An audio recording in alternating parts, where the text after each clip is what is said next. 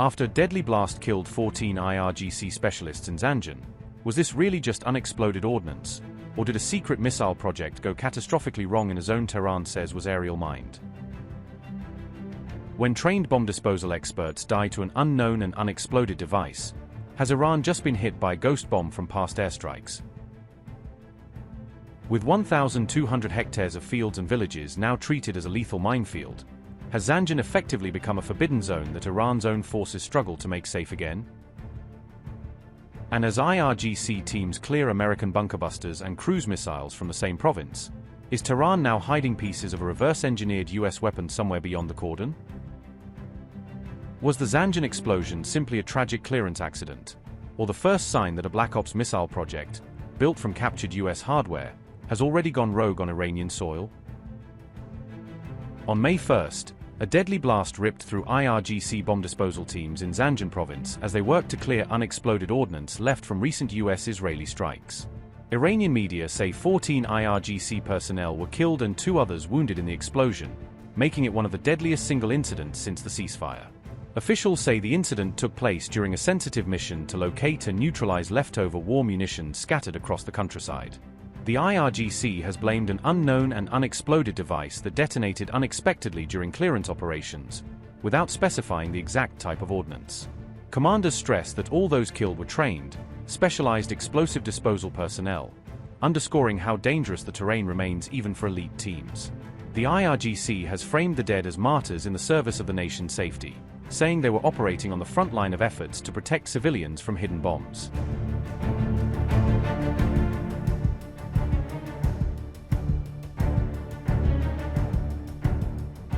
The IRGC says US-Israeli airstrikes turned parts of Zanjan into an aerial minefield by using cluster munitions and so-called aerial mining tactics over key areas. According to Iranian and foreign reports, more than 1,200 hectares of land, including farms and pasture, were aerial mined and left contaminated with unexploded bomblets. Demolition battalions have been deployed across the province to painstakingly detect, clear and defuse these hidden threats one by one. Teams are using specialized equipment to locate buried submunitions, rockets and shells scattered across fields, riverbeds and village outskirts. Officials say the priority is to protect farmers, shepherds and children from delayed action explosions that could occur months or years after the war. Commanders warn the work is slow and unforgiving, because a single missed bomblet or air mine can later maim or kill unsuspecting civilians who return to their land.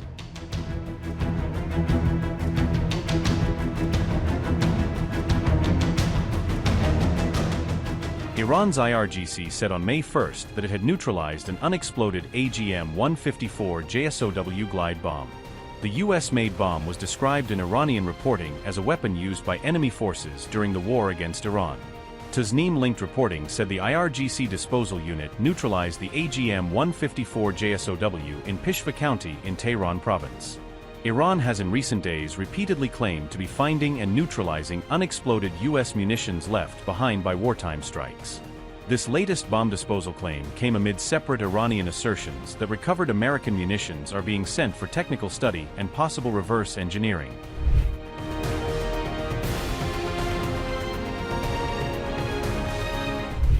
Earlier, Iran had already claimed a rare haul of largely intact US weapons as diplomacy remained stalled over a possible deal. State media say the cache includes advanced GBU and Blue Series missiles left behind after recent US-Israeli strikes on southern Iran. The IRGC says bomb disposal teams first neutralized the live warheads before sending the recovered missiles on to technical units for detailed analysis. Commanders openly state that all recovered missiles have been handed over for reverse engineering, hoping to strip out guidance, fusing and warhead secrets. The Imam Sajjad Corps in Hormuzgan claims it has neutralized or destroyed more than 60 incoming missiles and drones since the war's opening strikes on February 28. That tally, they say, includes bunker buster bombs, cruise missiles and advanced drones among the weapons shot down or found unexploded on Iranian soil. The IRGC now claims its bomb disposal work tied to the US-Israeli campaign in Hormuzgan province is completed, implying the immediate danger from duds there has been cleared, at least officially.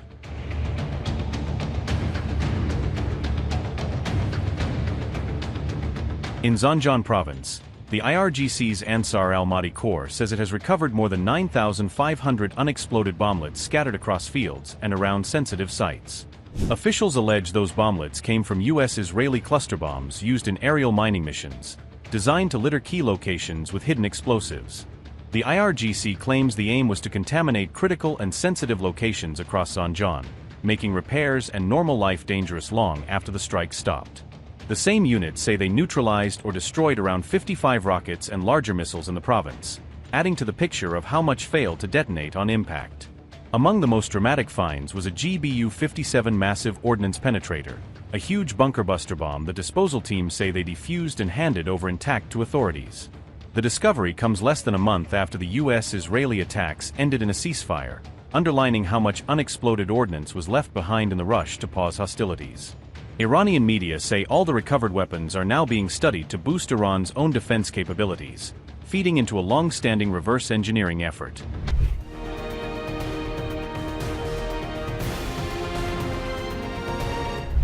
On May 1st, Trump said he was unsure who exactly the United States was negotiating with on the Iranian side, pointing to what he described as infighting and confusion in Tehran's leadership. Trump also appeared to boast about aggressive U.S. naval enforcement during the Hormuz blockade, with some reports saying he likened the Navy's seizures and interceptions to pirate-style actions.